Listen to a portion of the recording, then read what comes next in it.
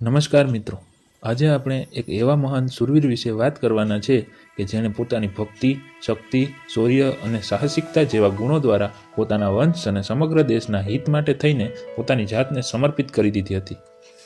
જેના નામથી આસપાસના રજવાડાઓ અને તેના શાસકો થરથર કાપતા તે મહાન શૂરવીર નાથા ભગત મોઢવાડિયાના સમગ્ર જીવન વિશે આજે આપણે આ વિડીયોમાં વાત કરવાના છીએ. મિત્રો, નાથા મોઢવાડિયાનો જન્મ ઈસવીસન 1780માં પોરબંદર જિલ્લાના મોઢવાડા ગામે સિસોદિયા શાખાના મહેર મોઢવાડિયા વંશમાં થયો હતો.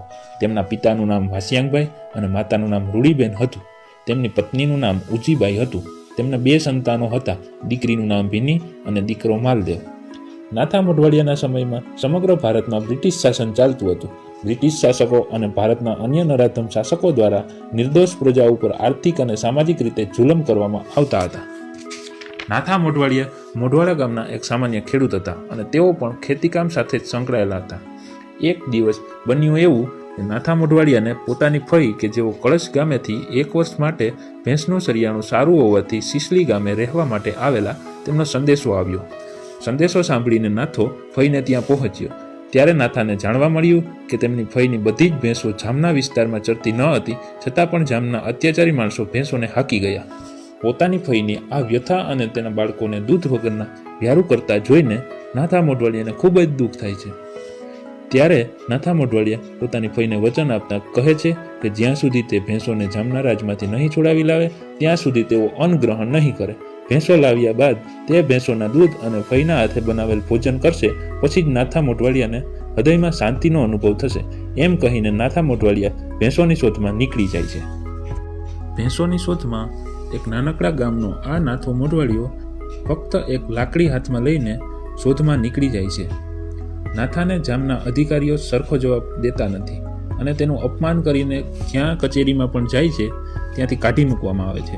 આમ અનેક અપમાનો અને મુશ્કેલીઓનો સામનો કર્યા બાદ નાથો મોઢવાડિયો રાણપરની સીમમાં આવે છે.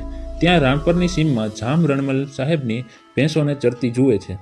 ત્યારે નાથો મોઢવાડિયો ગોવાળ પાસે જઈને વિનંતી કરે છે કે મારી ભેંસોને તમે જોઈ છે? ત્યારે ગોવાળો પણ તેને સરખો જવાબ આપતા નથી.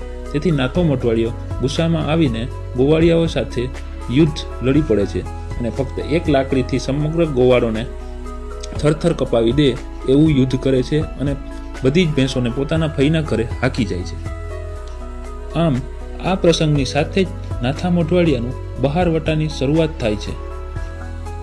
ત્યાં નાથો મોઢવાડિયો જતા જતા તેના પુત્ર માલદેવ ને કહે છે કે હે દીકરા, મેં જામ સાહેબ સાથે દુશ્મનાવટ વેરી લીધી છે. હવે હું આ ઘરની સંપૂર્ણ જવાબદારી તને સોંપીને બહારવટું કરવા હંમેશા માટે આ ઘર છોડીને જાઉં છું. કોઈ વ્યક્તિ આવીને મારું ઠેકાણું પૂછે તો તેને પોલાપાણે જે બરડા ડુંગરમાં આવેલો છે ત્યાં તું મોકલી દેજે. હવે હું એ પોલાપાણે જ મારું સમગ્ર જીવન વિતાવીશ. આમ આ વીર પુરુષ નાથો મોઢવાડિયો અન્યાય સામે લડવા માટે થઈને પોતાના પરિવારને ત્યજી દે છે અને પોલાપાણે જવા માટે નીકળી જાય છે. હવે આપણે પોલાપાણાની વાત કરીએ તો પોલોપાણો પોરબંદર જિલ્લાના ગોઢાણા ગામના મેઇન રોડથી પૂર્વ દિશામાં એક કાચો રસ્તો બરડા ડુંગરમાં અંદર તરફ જાય છે. આ જ કાચે રસ્તે 4 કિલોમીટર જેટલું આગળ જતાં આપણને ભવ્ય પોલાપાણાના દર્શન થાય છે. આ જ પોલાપાણાના સ્થળે નાથો મોઢવાડિયો અને તેના અન્ય સાથીદારો 11 વર્ષ અને 11 મહિના સુધી રહેઠાણ કર્યું હતું. આ સમયગાળા દરમિયાન નાથા મોઢવાડિયાએ અનેક પરાક્રમો કર્યા હતા. તેઓએ જામ સાહેબના અનેક ગામોને લૂંટ્યા એટલે કે ભાંગ્યા હતા. લૂંટની જે રકમ આવે તે રકમનું નાથો ગરીબ અને જરૂરિયાતમંદ લોકોને દાન કરી આપતો હતો. પરંતુ છતાં પણ નાથો મોઢવાડિયો એમ માનતો હતો કે તેના દ્વારા કરવામાં આવેલ દાન સફળ નથી, કારણ કે તે પૈસા પોતાની મહેનતની કમાઈના નથી. એ તો ફક્ત આર્થિક શોષણ કરતા શાસકો અને સરકારી અમલદારો કે જેઓ લોકો પાસેથી કર સ્વરૂપે પૈસાની વસૂલાત કરે છે તે જ પૈસા નાથો લોકોને પરત દાન સ્વરૂપે આપતો હતો તેવું માનતા હતા. આવી જ રીતે ધીમે ધીમે નાથા મોઢવાડિયા અને તેના સાથીદારોની વીરતાની ગાથાઓ ફક્ત બરડામાં જ નહીં પરંતુ સોરઠ, હાલાર, જામનગર, જૂનાગઢ અને વડોદરા સુધી ગુંજવા લાગી. નાથા મોઢવાડિયાના દુહાઓ અને રાસડા ગવાવા લાગ્યા. ઠેર ઠેર નાથા મોઢવાડિયાના વખાણ થવા માંડ્યા. નાથો મોઢવાડિયો બહારવટીયો થયો પરંતુ ભગત તરીકેનું તેના નામમાં જરાય પણ કાળાશ પડી નહીં. નાથા મોઢવાડિયાની દયા, ભક્તિ, પ્રજાપ્રેમ, ખુમારી, દાતારી, કુશળતા અને વીરતા જેવા ગુણોનો તેનામાં સમન્વય જોવા મળતો હતો. એટલે નાથા ભગત મોઢવાડિયાનું આ બહારવટું અને ખુમારી જોઈને બરડા ડુંગરમાં બિલનાથ મહાદેવના પરમ ભક્ત ગણાતા એવા શિલનામ સાધુ તેમના તરફ આકર્ષાયા. એમ કહેવાય છે કે શિલનામ સાધુ મહારાજ બિલનાથ મહાદેવ સાથે સામસામે બેસીને વાતો કરતા હતા. તેવું એટલું તેમણે બિલનાથ મહાદેવનું તપ કર્યું હતું અને ડુંગરમાં અદ્રશ્ય થઈને ફરી શકતા હતા. તેવું તેમની પાસે બિલનાથ મહાદેવનું વરદાન હતું. આ સાધુ મહારાજને એમ થાય છે કે નાથા ભગત જેવા પ્રજાપ્રેમી અને સાહસિક વ્યક્તિની આ દુનિયાને જરૂર છે, જેથી તેઓ પ્રજાના હિત માટે લાંબુ જીવન જીવી શકે અને લોકહિતમાં કાર્ય કર્યા કરે. શિલનામ સાધુ નાથા મોઢવાડિયાને દર્શન આપે છે અને વરદાન રૂપે મોણવેલ, શિયાળ સિંગી અને હાથાજોડી આપે છે. નાથો આ ત્રણેય વસ્તુને છરી વડે પોતાની જાનને ચીરીને તેમાં રાખીને જાંજ પાછી સીવી દે છે. મિત્રો, આ ત્રણેય વરદાનને પ્રતાપે નાથા ભગતને કોઈ તલવાર કે ગોળીની શરીરમાં અસર થતી નહીં. ઇતિહાસની એ કિતાબો અને કથાઓ આજે પણ તેની સાક્ષી પૂરે છે. નાથા ભગતને કોઈ હથિયારની કે કોઈ ગોળીની અસર ના થતી મિત્રો શરીરમાં, જેથી કરીને નાથા ભગતની સામે કોઈ દુશ્મન ટકી શકતો નહોતો. આ ત્રણેય વરદાન સિવાય નાથા મોઢવાડિયા પાસે હથિયાર રૂપે 7.5 ફૂટની એવી ગાંડી નામની બંદૂક હતી. આ બંદૂકની અનેક વિશેષતાઓ જોવા મળે છે. જેમ કે તેને હવાઈ સ્ટીલમાંથી બનાવવામાં આવી હતી, તેથી તેમાં ક્યારેય પણ કાટ લાગતો નહીં. તેમાં ઉપરની તરફથી બારૂદ ભરી શકાય તેવી વ્યવસ્થા હતી. ગાંડીનો ફૂટવાનો અવાજ એટલો મોટો હતો કે જાણે તોપનો અવાજ હોય, એટલો બધો વિશાળ અવાજ હતો એનો. ગાંડી બંદૂક ગોળીનું નિશાન જ્યાં પડતું ત્યાં મોટું ગાબડું પડી જતું હતું, એટલું તીવ્ર એનું નિશાન હતું. હાલમાં આ ગાંડી બંદૂક રાજકોટના વોટસન મ્યુઝિયમમાં જોવા મળે છે. હાલમાં જોયું હોય તો વોટસન મ્યુઝિયમમાં છે અત્યારે. ગાંડી બંદૂકના નામથી આસપાસના રાજાઓ અને દુષ્ટ નરાધમ ઓફિસરો થરથર કાપી ઉઠતા હતા. એવું ગાંડી બંદૂકનું ત્યારે આમ વિશેષતા એવું નામ હતું. ગાંડી બંદૂકનું ટાર્ગેટ 1 થી 1.5 કિલોમીટર જેટલું રહેતું હતું. આમ ધીમે ધીમે નાથા ભગતની યુદ્ધ કૌશલતા અને વીરતાની વાતો દુશ્મન રાજ્યોમાં ફેલાવા લાગી. અંગ્રેજ સરકાર દ્વારા તે સમયના પોરબંદરના રાજવી રાણા વિક્રમાજીતજી અને રાજમાતા રૂપાળીબા પર નાથા મોઢવાડિયાને મૃત કે જીવિત પકડીને હાજર કરવા પર દબાણ કરવામાં આવ્યા. જો એવું નહીં કરવામાં આવે તો અંગ્રેજ સરકાર દ્વારા તેમને રાજગાદી પરથી હટાવી દેવામાં આવશે તેવી ધમકી આપવામાં આવી.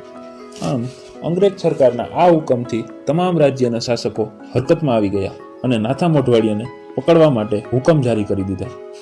નાથા મોઢવાડિયાનો જ સાથી એવો ખ્રિસ્તી ગામનો પૂંજો ખિસ્તરીયો નામનો યુવાન પોરબંદરના રાજમાતા રૂપાળીબા પાસેથી લાલચમાં આવીને પૈસા લઈને નાથા મોઢવાડિયાના વરદાન વિશે જણાવી દે છે અને કહે છે કે નાથા ભગતને કોઈ હથિયાર કે ગોળી દ્વારા મારવો શક્ય નથી, પરંતુ જો તેને ઝેર આપવામાં આવે તો નાથા મોઢવાડિયાની મૃત્યુ શક્ય છે. આમ પૂંજા ખિસ્તરીયા અને રાજ્યના શાસકો દ્વારા નાથા મોઢવાડિયાને મારવા માટે કાવતરું રચવામાં આવ્યું. એક દિવસ નાથો મોઢવાડિયો પોતાની માનેલી બહેનને મળવા માટે ભાણવડ તાલુકાના હાથલા ગામે પોતાની કાબરી ઘોડી લઈને જમવા માટે જાય છે. આ વાતની ખબર પૂંજા ખિસ્તરીયાને થાય છે. ત્યારે પૂંજો ખિસ્તરીયો નાથા ભગતની માનેલી બહેનના ઘરવાળા એટલે કે જેનું નામ હરજી ગોર હતું તેને પૈસા આપીને લલચાવીને નાથા મોઢવાડિયાના ભોજનમાં ઝેર ભેળવી દે છે. ભોજન ગ્રહણ કરે છે. ઝેર કોળિયાના સાથે ગળા સુધી પહોંચે છે. ત્યાં જ નાથા ભગતને ખબર પડી જાય છે કે પોતાની સાથે અન્યાય કરવામાં આવ્યો છે. નાથો પોતાની તલવાર અને હથિયારો લઈને ઊભો થઈ જાય છે અને પેલા હરજીગોરને કહે છે કે હે હરજી, મેં તારું શું બગાડ્યું હતું કે જેથી તે આજ મારી સાથે આમ કર્યું? મેં તો તને પૈસાની ક્યારેય કમી નથી આવવા દીધી. બહારવટાનું આવેલ પુષ્કળ ધન તને મેં મોં માગ્યું દીધું છે. તારે શું એવી જરૂર પડી હતી કે તારે મારી સાથે આવું નરાધમ કૃત્ય કરવું પડ્યું? આ તો તું બ્રાહ્મણનો દીકરો છે એટલે તને જવા દઉં છું, બાકી બીજો કોઈ હોત ને તો આ નાથો હમણાં જ તેને તલવારના ઘા ઝીકીને 2 ભાગ કરી દે. આમ કહીને નાથો ભગત પોતાની ઘોડી ઉપર ચડી ત્યાંથી નીકળી જાય છે. ઝેરની અસર ધીમે ધીમે વધવા લાગે છે અને ઝેર સમગ્ર શરીરમાં પ્રસરવા લાગે છે. નાથો ભગત પોતાની ઘોડી ઉપર બેસીને હાથલા ગામથી 1 કિલોમીટર જેટલા અંતરે પહોંચે છે. ત્યાં જ જમીનમાં ઢળી પડે છે અને પોતાના છેલ્લા શ્વાસમાં શિલનામ સાધુ મહારાજ કે જેમણે તેમને વરદાન આપ્યું હતું તેમને યાદ કરે છે. ત્યારે તરત જ શિલનામ સાધુ મહારાજ તેમને દર્શન આપે છે અને નાથો ભગત તે ત્રણેય વરદાન જે શિલનામ સાધુએ તેમને આપ્યા હતા તે તેમને પાછા આપી દે છે અને ત્યારબાદ નાથા મોઢવાડિયાનું મૃત્યુ થાય છે. આમ નાથા મોઢવાડિયાના મૃત્યુના સમાચાર સાંભળીને સમગ્ર બરડો પંથક અને બીજા પ્રદેશોમાં કે જ્યાં નાથાના ઓળખીતા હતા ત્યાં બધે જ માતંગની લહેર ફળી વળી. એમ કહેવાય છે કે નાથાના મૃત્યુ બાદ બરડો ડુંગર ભોખ મૂકીને રડતો હોય અને પોલો પાણો જાણે પોતે નાથા મોઢવાડિયા વગર ધરતીમાં સમાઈ જવા માટે બૂમો પાડતો હોય તેવું વાતાવરણ મિત્રો બની ગયું હતું. આ દુઃખનું વાતાવરણ અને સંપૂર્ણ કથાનો ઉલ્લેખ બારોટ શ્રી દિનુભાઈ કનુભાઈ રેણુકા દ્વારા સિસોદિયા મહેરવંશની શૌર્યગાથા નામના પુસ્તકમાં વિસ્તારથી સમજાવવામાં આવેલ છે. નાથા ભગતના મૃત્યુ બાદ નાથા ભગતના તમામ હથિયારો અંગ્રેજ સરકાર દ્વારા રાજકોટના સર વોટસન મ્યુઝિયમમાં જમા કરાવવામાં આવે છે. અંગ્રેજ ઓફિસરોની દેખરેખ નીચે નાથા મોઢવાડિયાનું પોસ્ટમોર્ટમ પણ રાજકોટમાં જ હોસ્પિટલમાં થાય છે. નાથા મોઢવાડિયાનું પાર્થિવ શરીર કોને સોંપવામાં આવે છે તે બાબતનો ખાસ પુરાવા મળતા નથી. આમ સિસોદિયા શાખાના શૂરવીર નાથા ભગત મોઢવાડિયાના જીવનનો અંત થાય છે, પરંતુ બધાના દિલમાં અને ઇતિહાસના પન્નામાં વીર યોદ્ધા નાથાની ગાથાઓ અમર છે.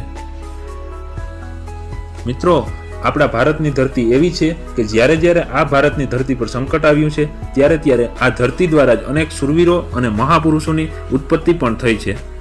એવી આ સોરઠની ધરતી અને મહેર નાથા ભગત મોઢવાડિયા જેવા શૂરવીર જવા મર્દો ઉપર મને દિલથી ગર્વ થાય છે.